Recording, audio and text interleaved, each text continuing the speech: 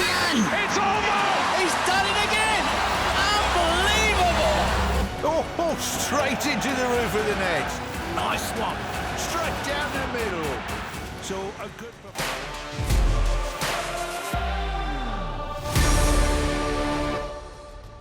Hi, I'm Rupha Ramani and you're watching Sports This Week, a roundup of the top stories from the world of sports. It has been a very action-packed week. Cricket, of course, dominated with the first test between India and England at Leeds, Headingley. But before that kicked off, the massive row around the Pataudi Trophy being renamed took another turn, with Indian commentator Sunil Gavaskar in a column calling ECB out for putting James Anderson's name ahead of the more accomplished cricketer and superstar Sachin Tendulkar. India, of course, went on to lose the test to England. Though few moments stood out, they overall had a disappointing start to the series. Commentator Dinesh Karthik pointed out one key flaw that could have contributed to the loss. One of the more exciting moments on the field from India's perspective was Rishabh Pant's performance in the middle. And I'm not just talking about those 200s. His stump mic anecdote was probably the brightest spark in India's batting in the second innings. Tensions between India and Pakistan have only been simmering, but a promotional video by the broadcaster of the Asia Cup got a lot of fans reacting. It showed no Pakistan in the promo picture. What does this mean, and what is most likely to happen come September? And the biggest football news overshadowing the Club World Cup results has been Cristiano Ronaldo agreeing to stay back at Al Nassr. What did Saudi promise him, and what does the 2-year deal entail? All of that coming your way.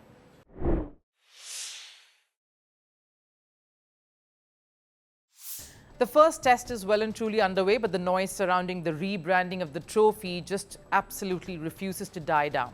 Indian commentator and former captain Sunil Gavaskar has thrown yet another objection to add on to a string of his earlier ones regarding this very matter, the renaming. It all, of course, started with the Pataudi family initially expressing their remorse on a legacy being put to hold. A legacy that meant something, the very reason why England-India ties became more than just a bilateral affair. It was symbolic, especially with the kind of relationship these two countries have shared over the century. As weeks rolled on, strong voices within the cricket community in India started speaking about why rename a trophy at all. The biggest and loudest of them, of course, was Sunil Gavaskar. This is the first time one has heard of a trophy named after individual players being retired. Disturbing indeed. If an Indian player has been approached, I hope he has the good sense to politely decline. Well, ironic that his own successor in many ways, the batter who carried the baton forward in Indian cricket after Sunil Gavaskar, is now attached to this trophy, Sachin Tendulkar. The big trophy reveal, of course, took place with James Anderson and Sachin Tendulkar standing beside the newly designed prize.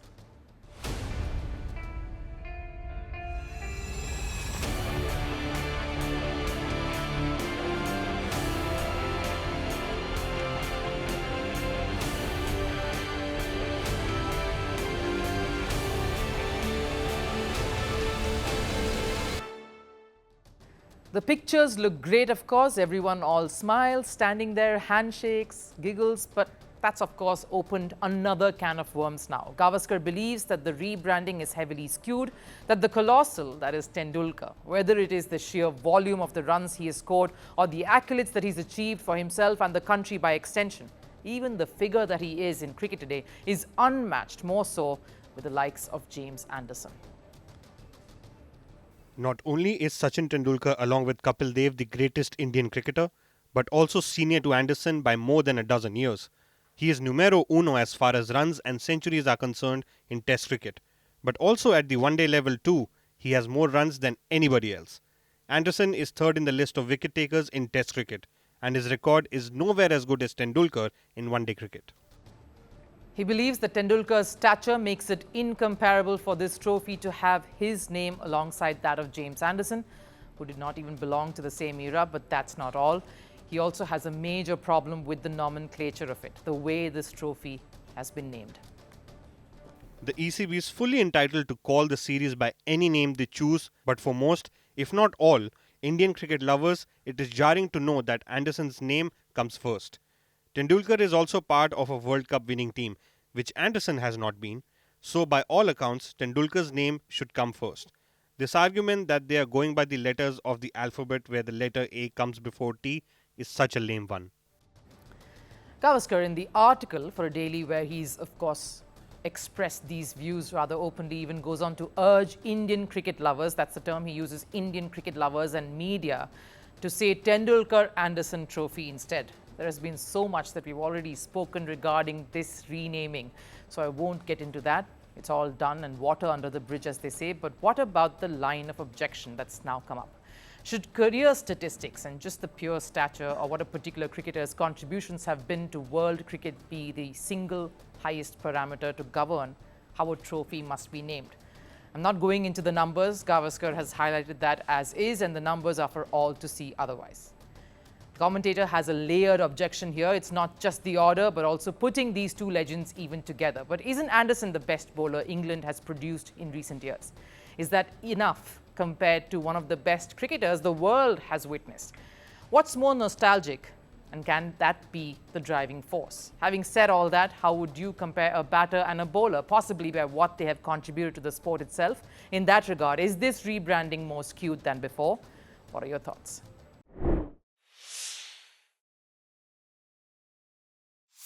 A loss in the first test of a series that has a lot on the line will be hard. It'll be a tough one for this young Indian squad to swallow. And while the need to shake this off and regroup before Birmingham comes up is critical, you have to lay bare what's at the heart of this failure. A couple of things, of course, strike me. But the first has to be around what Indian commentator Dinesh Karthik said during the test. He was not referring to the ferocity that comes with a Doberman, but how it flatters to deceive. While we always say that the team that wins is the team that is able to take 20 wickets in a test, the reason England could breathe easy at Headingley on day 5 and got their chances was because of an Indian collapse, not once, but twice. India should take heart from the fact that they had 5 centuries in this test. That's gritty display. But truth is, India lost despite the 500s, and that will hurt. So what did Karthik mean by that statement of India's batting lineup resembling a Doberman? He explains. Indian batting is like a Doberman dog. The head is good, the middle portion is okay, but there's no tail at all. Well, that's what it felt like at Leeds, at least, that the lower order did no justice to the efforts put in by the rest of the batters at the top. It's what England captain Ben Stokes also said was a reason England fancied the win. It was a good wicket for batting. The way we knocked over the Indian tail was a big reason why we were able to chase down the score. And in this test, they had 2 such collapses, 7 for 41 in the first innings and 6 for 31 in the second. So was that it? Not just the bowling, but the batting department too. Can we say that in a test that India had 5 centuries in? No team has lost scoring that much. So what was it? I'll take this further and talk about intent and intensity. You think of India in England in recent years and that famous huddle where Virat Kohli is passionately commanding his troops to give England hell, rain terror on the opposition. That's what comes to mind first. That every ball mattered, every shot had to be stopped. Was that energy missing here? England former captain and commentator Nassr certainly believes so. You've got to be very careful in the first test match, the people he's taken over from Kohli and then Rohit Sharma. I thought he didn't quite have that on-field aura as the names I mentioned there. I thought he followed the ball a lot. I thought he was reactive as opposed to proactive. Nassr Hussain speaking about Shubman Gill, the captain there, and how he saw a committee of captains on the field rather than one player in charge of the proceedings.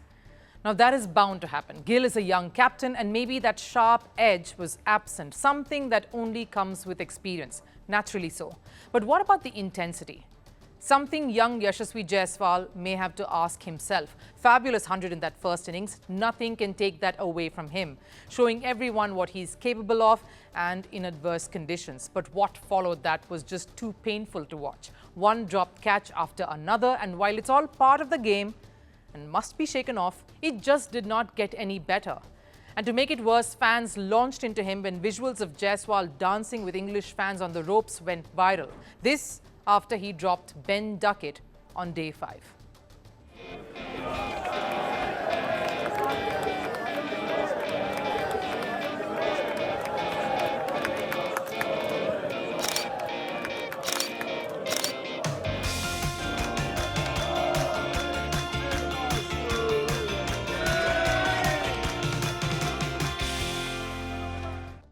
while there are positives to take forward from this loss, India also has many questions they need to answer.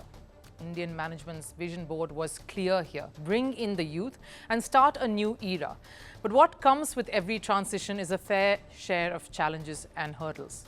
Experience matters. And while the youth can punch above their weight and go for guts and glory, here's the truth. That guts come easy. Glory, that takes a while and takes much more than hundreds and fifers.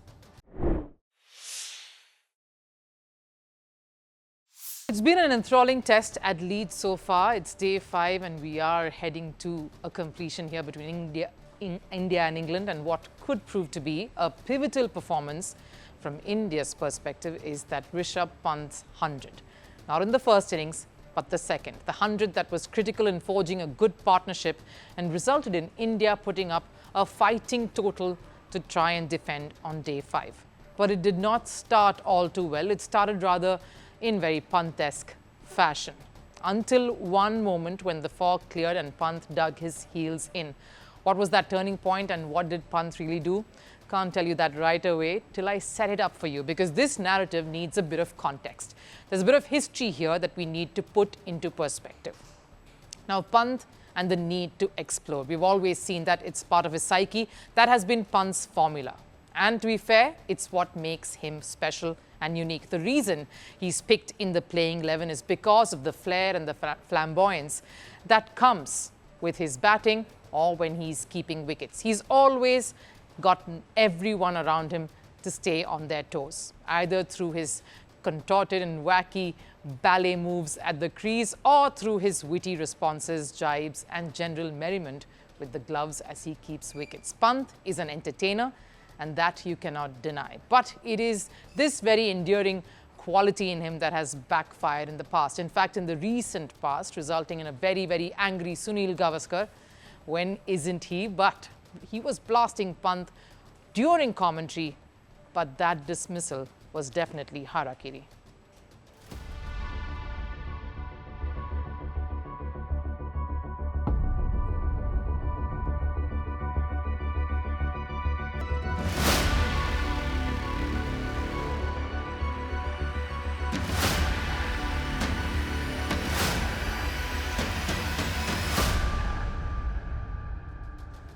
That was just a while back. That was in Australia. It was a critical juncture in the test, and it was imperative that Pant stuck on, that he stayed on there at that point. Instead, he went for it, giving his wicket away, and with that, any semblance of India's hold in that match.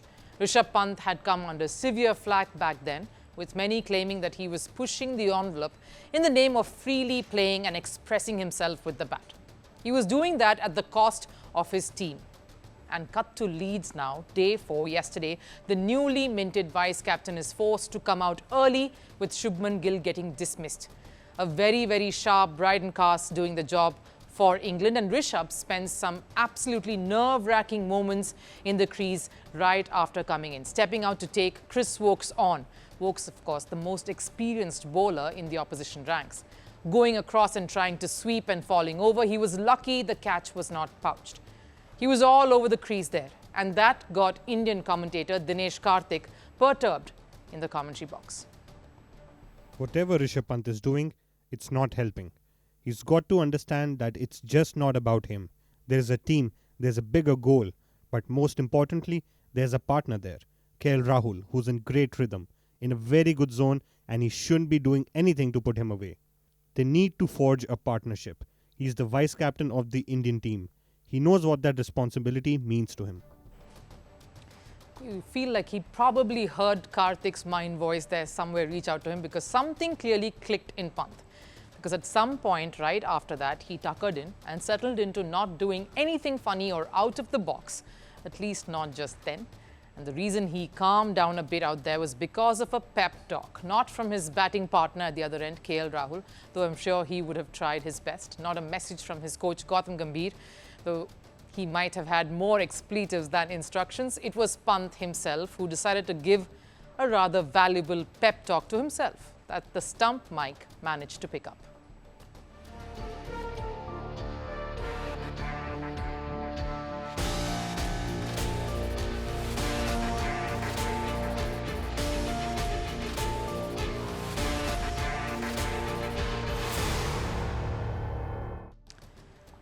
Pant, the wicket-keeper famous for his witty quips behind the stumps, like he did on day 2, talking to his bowlers, cracking a few jokes, of course trying to hustle, intimidate and chirpily sledge the batters there. That's Pant's relationship with the stump mic. It picks up his banter. He's a one-man show, a stand-up act that's a solo performance. Who gets the laughs every single time he lands a phrase? That's the relationship between Pant and the stump mic. The cricketer for whom the ground is a stage, the audience, just about everyone who's tuning in from all over the world. The stump mic, his personal microphone. And yesterday it turned into a bit of a confession box with Pant disciplining himself and trust the player who rewrote the rules of this cricket book and the format, especially when it comes to tests, to rewrite the semantics of a stump mic too. A pep talk caught on the stump mics that's created an equally special moment, one that will stay on forever. Pant did get dismissed after he scored 100, but that pep talk is probably what got him there and earned India a fighting chance in that first test of what looks to be a promising series no matter which way this goes.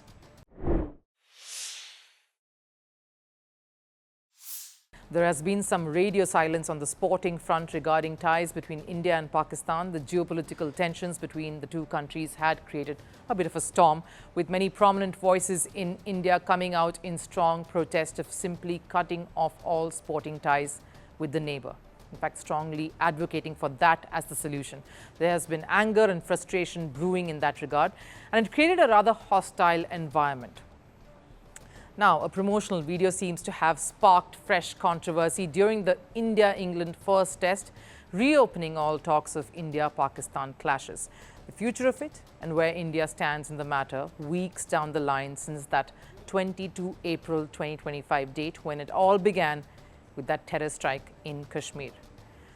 So what's really happened? The sports broadcaster telecasting the Asia Cup seems to have put out a promotional video.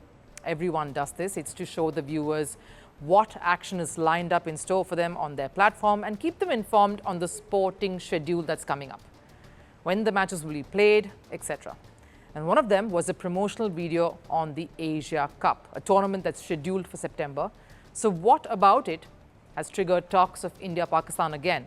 The video had pictures of captains representing the countries involved in the Asia Cup usually. So you saw Surya Kumar Yadav up front, then of course the Bangladesh skipper Shanto, followed by Sri Lankan captain in the white ball format Charit Asalanka. No Pakistan in that main promo frame.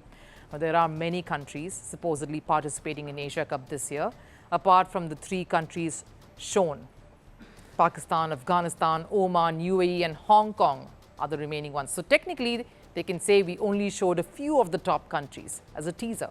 But how can a tournament that supposedly could feature India and Pakistan, 2 giants when it comes to cricketing face-offs, not include Pakistan in their main promo frame? Fans, of course, were very quick to react.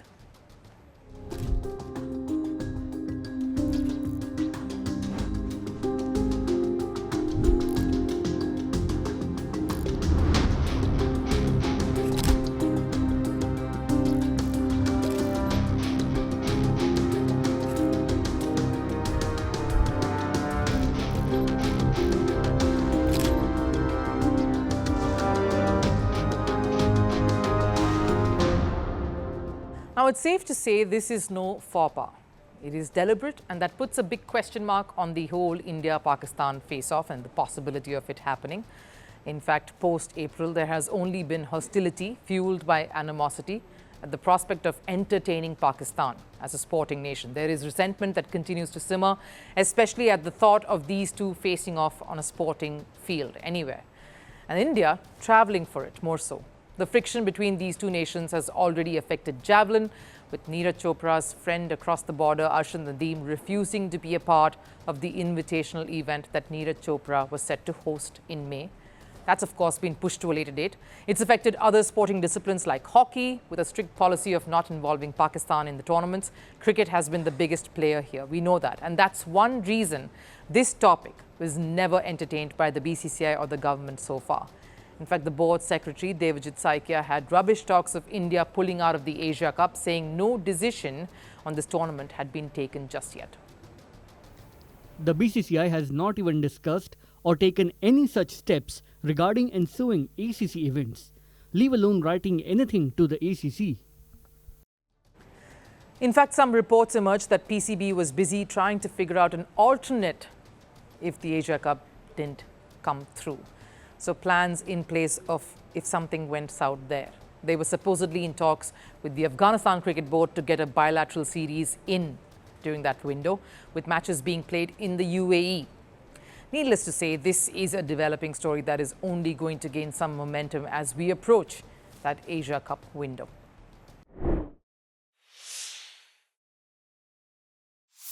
Trust Cristiano Ronaldo to keep everyone on tenterhooks, teasing them of a dramatic exit from the Saudi Pro League, and then, of course, shutting all that out to stay back in Saudi. That's the big news in football this week. Ronaldo, after all that hemming and hawing, after all the rumor mills nervously looking at the different permutations and combinations, where he would go and where he would fit best, decides he'll be around another 2 years at least with his Saudi side, Al Nassr.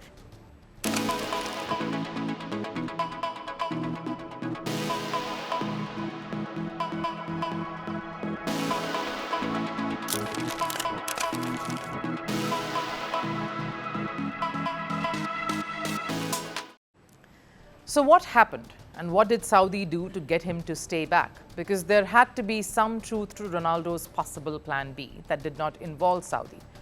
For this, let me take you back some weeks to when just about every report was only talking of one thing: Ronaldo, the man who triggered the beeline to West Asia, leaving Saudi to explore other options.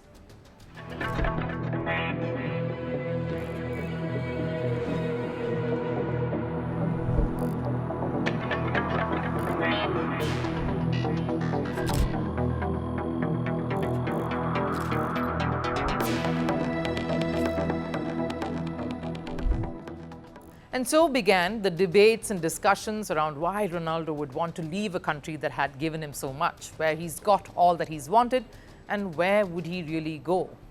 Of course, his cryptic post on social media didn't help matters as well. And then, of course, it struck us, a stint that had no silverwares. The five-time Ballon d'Or champion had tasted no success so far with Al Nassr. He's failed to win a single trophy in the 2.5 years he's been with this side. A disappointing 24-25 season that also saw them miss out on AFC Champions League elite qualification. So naturally, we assumed Ronaldo had had enough. Maybe this was not as challenging as he thought it would be, which is why maybe he'll explore other continents, which was ready to welcome Ronaldo with open arms to their dressing rooms. But we also, for a moment, let it slip that Ronaldo doesn't like unfinished business.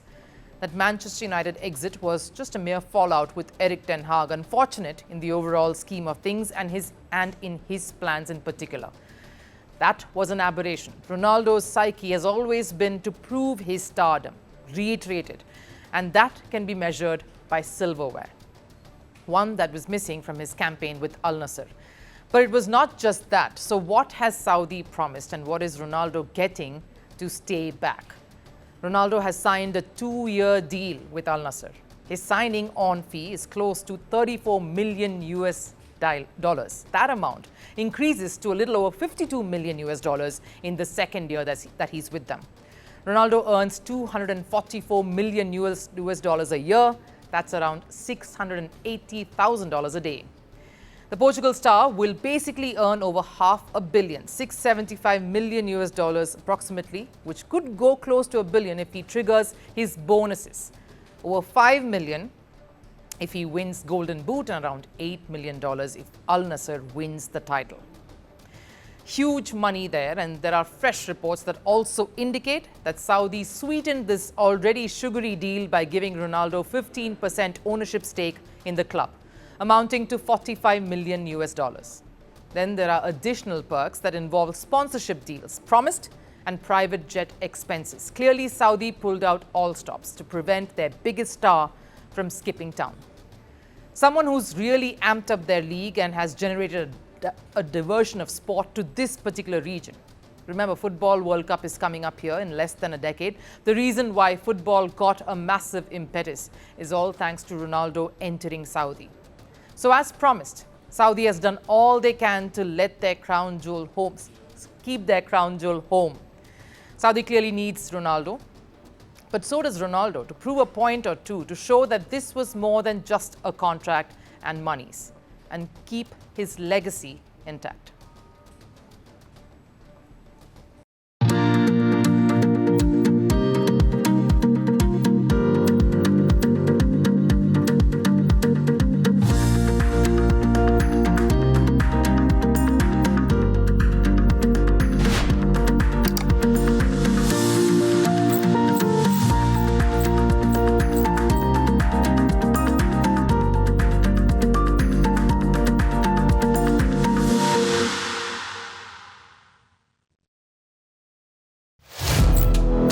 Firstpost now available in 9 languages on YouTube.